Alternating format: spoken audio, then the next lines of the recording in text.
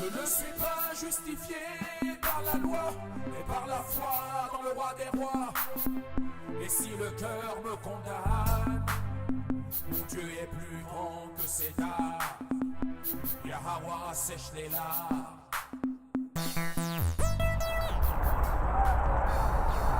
Bien le bonjour et bienvenue à ceux qui découvrent mon émission pour la première fois.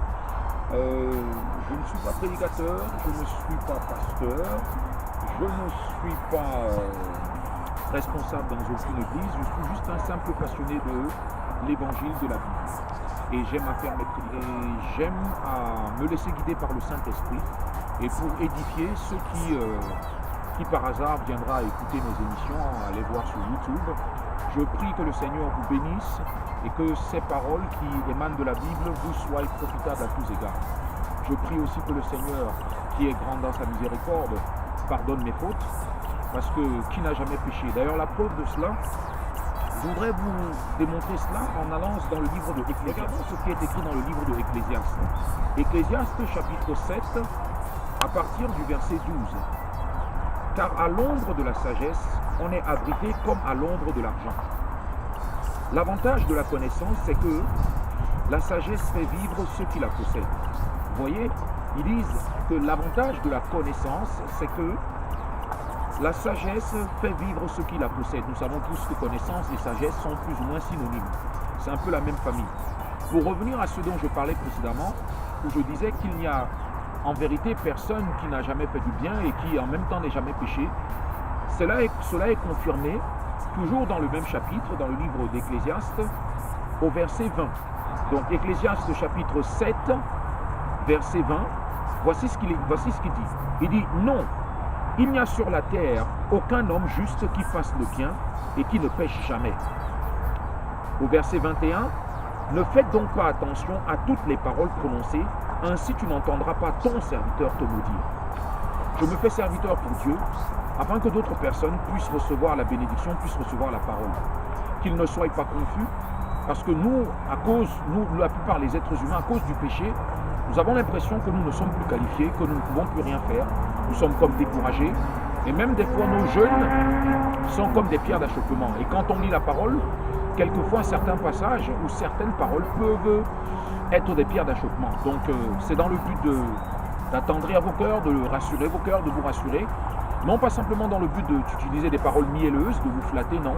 C'est dans le but de vous édifier, c'est par amour. Je ne cherche pas que mon intérêt, je cherche aussi l'intérêt de ceux qui vont écouter.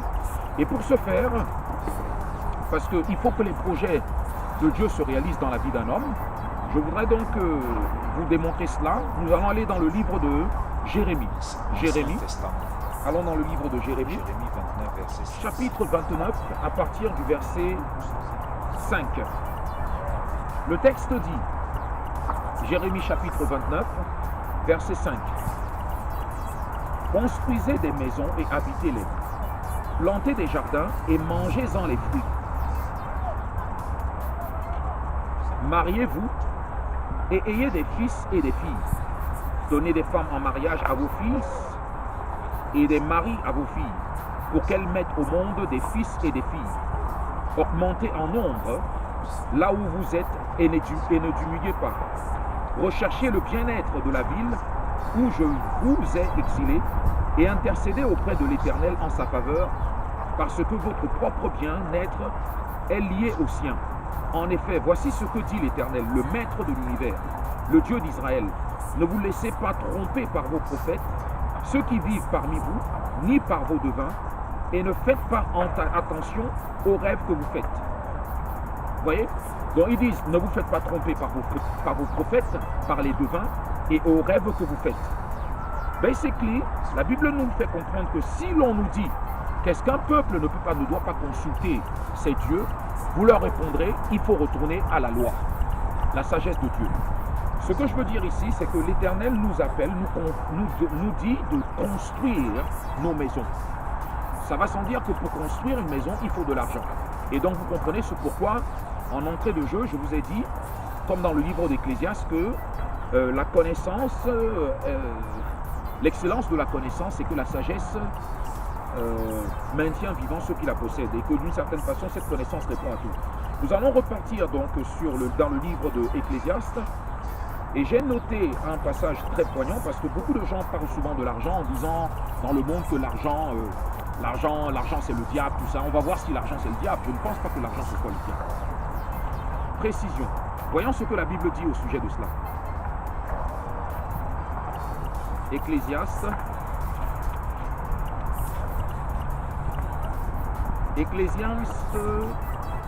chapitre 10 à partir du verset 19. Ecclésiaste chapitre 10 verset 19. Voyez ce qui est écrit. On prépare des repas pour s'amuser. Donc quand on fait à manger, on fait un bon tchèboudjen, on fait un bon mafé, on fait un bon doulet ou un bœuf bourguignon. C'est pour s'amuser. Le vin rend la vie joyeuse. La parole de Dieu dit que le vin rend joyeux, ça égaye, ça rend peut-être envie de faire la fête, quoi. Voilà. Et maintenant, ils finissent en disant et l'argent répond à tout. Ce n'est pas. Regardez, je vous le montre, c'est écrit. Hein. C'est écrit là, noir sur blanc. Et l'argent répond à tout. Donc, je dis bien que c'est dans le but de vous édifier. Maintenant, c'est vrai que la même Bible nous dit que l'amour pour l'argent. Ouais. Je vous parlais précédemment en fait de l'argent. Et faire le continuer sur la prédication sur l'argent, parce qu'il est important de comprendre que c'est vrai, l'argent est une défense, tout comme la sagesse en est une. Celui qui aime l'argent ne sera jamais satisfait d'argent. Ce n'est pas l'argent en soi qui est satanique ou diabolique, mais c'est l'usage, l'utilisation qu'on en fait. C'est l'amour exagéré, exacerbé des richesses qui est la racine de plein de maux. Ça veut dire, au lieu d'aimer l'argent, il faut aimer plutôt Dieu. Dieu qui pourvoit, Dieu qui nous donne l'intelligence et la sagesse pour pouvoir en avoir, et Dieu qui nous bénit. Mais si on préfère plutôt l'argent et on refuse Dieu, ça ne le fait plus. Parce que l'or et l'argent appartiennent à Dieu. Ça paraît un peu complexe, mais dans le fond, ce n'est pas si complexe que ça, c'est tout simple. Si on comprend que Dieu est le créateur du ciel et de ce que la terre contient, c'est tout à fait logique que l'or et l'argent lui appartiennent. Mais avant d'utiliser cet or, cet argent, avant de le transformer, avant de s'octroyer des droits, des permis et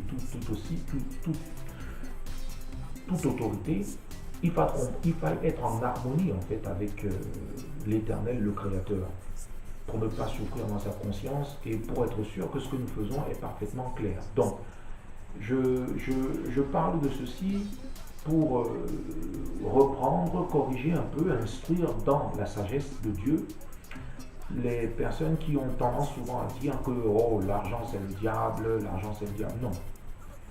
Se prostituer, c'est diabolique. Tuer une personne, c'est diabolique. Transgresser les lois de Dieu, c'est ça qui est diabolique. Et l'amour maintenant pour l'argent, c'est-à-dire ne faire les choses que pour de l'argent, oui, ça c'est diabolique. Mais si tu fais pour Dieu, tu peux aussi avoir ta part. Le problème, la différence qu'il y a entre le pécheur et le juste, c'est que le juste, lui, avant d'agir, il essaie de s'enquérir, il essaie de savoir ce que son Dieu veut ou si ça plaît à son Dieu. Tandis que le pécheur, lui importe la manière, peu lui importe. C'est le résultat qui excombe pour lui. Donc il est prêt. Le pécheur, il est prêt à franchir la ligne rouge, il est prêt à aller à l'encontre de la parole de Dieu, mais il faut comprendre qu'il y a une force aussi derrière qui le pousse à franchir l'interdit. C'est-à-dire que quand dans le jardin d'Éden, la loi disait qu'il ne fallait pas manger du fruit de cet arbre, ils n'ont pas transgressé d'eux-mêmes. Il y a bien un tentateur, quelqu'un qui les a incités à le faire. Donc ceci appelle donc à la sagesse, ceci donc appelle à l'abstinence, parce que dans le doute, mieux vaut s'abstenir. Quand on ne sait pas, on s'abstient. Comme ça, au moins, on ne pêche pas. Je vous dirais donc, comme il est écrit dans le livre de l'Ecclésiaste, qu'effectivement, il ne faut pas être juste à l'extrême, il ne faut pas non plus être méchant à l'extrême, il faut chercher le juste milieu, quoi. Il faut il ne faut pas non plus être naïf, il faut faire preuve d'expérience. Tout ceci, c'est la sagesse aussi de Dieu, quoi. L'Ecclésiaste a été roi sur Israël. Donc l'Ecclésiaste sait de quoi il parlait. Je ferme cette parenthèse et je vous amène donc maintenant dans le livre de Jérémie. Je crois qu'on a déjà parlé de ça. Non, on n'a pas parlé de ça, si. Oh non. Non, Jérémie, oui, Jérémie. Jérémie, pour poursuivre dans le livre de Jérémie, Jérémie chapitre 29, oui, verset 11. Ce sont les projets que Dieu a pour nous. Vous savez, Dieu a des projets pour ses fils, pour ses enfants. Et nous devons comprendre quels sont les projets. La parole nous dit, au verset 11, Jérémie chapitre 29, verset 11, « En effet, moi, je connais les projets que je forme pour vous. Je connais les projets que je forme pour vous, déclare l'Éternel. Projets de paix et non de malheur, afin de vous donner un avenir et de l'espérance. Alors vous m'appellerez et vous partirez, vous me prierez et je vous exaucerai. Vous me chercherez et vous me trouverez, parce que vous me chercherez de tout votre cœur. » Bien. Quand on aime une personne de tout son cœur. La Bible nous dit, avec le cœur nous croyons et avec la bouche nous confessons. Donc, si nous croyons en Jésus, les projets que Dieu a pour nous sont dans notre cœur. Sa parole est dans notre cœur et nous confessons et nous parlons ce que Dieu veut, c'est-à-dire la volonté de Dieu pour notre vie. Nous révélons ces choses-là aux enfants de Dieu afin que maintenant ils sachent quel est le plan que Dieu a pour eux et qu'ils puissent mettre leur vie en consistance avec ce plan. Et ils ont besoin d'être disciplinés pour être en mesure d'apporter du fruit, de réaliser, de faire ce que l'Éternel souhaite qu'il fasse. C'est comme un père qui voudrait que son enfant devienne médecin. Si l'enfant comprend quelle est la volonté de son père et qu'il aime son père de tout son cœur, il va faire du mieux qu'il peut, il va faire tout ce qu'il peut pour pouvoir faire plaisir à son père. Tu vois un peu? Donc voilà quel est le projet de Dieu. Je sais que c'est en antagonisme avec le monde, parce que le monde gît au pouvoir du méchant, le monde gît au pouvoir de l'antichrist.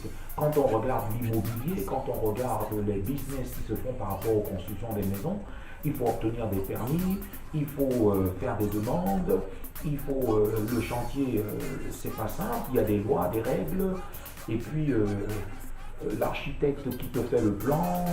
Bon, les nations aujourd'hui ont une façon de fonctionner où il y a même des taxes d'imposition sur les maisons, des taxes foncières, il y a tout un tas de choses qui sont comme des épines, des ronces, qui s'insurgent et d'une certaine façon qui viennent s'opposer en fait à la volonté de Dieu. Mais dans la vision simple de la parole de Dieu, parce que la parole de Dieu, elle donne de l'intelligence au simple, dans la vision de Dieu, tu fais ta case, et quand tu as fait ta case, tu vis dans ta case avec ta femme. Tu as un lopin de terre, tu cultives ta terre, et ce que te donnent les fruits que tu as cultivés, les arbres que tu as cultivés, tu te nourris de ces fruits, ainsi de suite. En fait, tu vis une vie proche de la terre, tu plantes, et tu n'as pas nécessairement besoin d'argent comme les billets de banque, ce genre de choses. C'est-à-dire, c'est une vie très très proche de la nature, où la nature nous enseigne, la nature nous rend, et on est en harmonie avec Dieu, et Dieu bénit, comme la pluie, ses enseignements, c'est comme la pluie qui tombe du ciel, et c'est comme ça donc on évolue, que ce soit en terre africaine ou ailleurs. Bon bref, c'était donc pour vous édifier au sujet du mariage selon Dieu, de sa volonté, parce que Dieu est un Dieu d'amour et de paix, surtout, et de paix, voilà, qui instruit. Je vous bénis tout simplement, et je prie que tout ce que je vous ai raconté, que moi aussi je gagne des fruits de cela. Voilà, m'accorder la grâce divine d'avoir la somme nécessaire, même 4 millions, oui 4 millions d'euros. Et moi aussi je pense avoir le Saint-Esprit. Donc soyez bénis au nom de Jésus-Christ.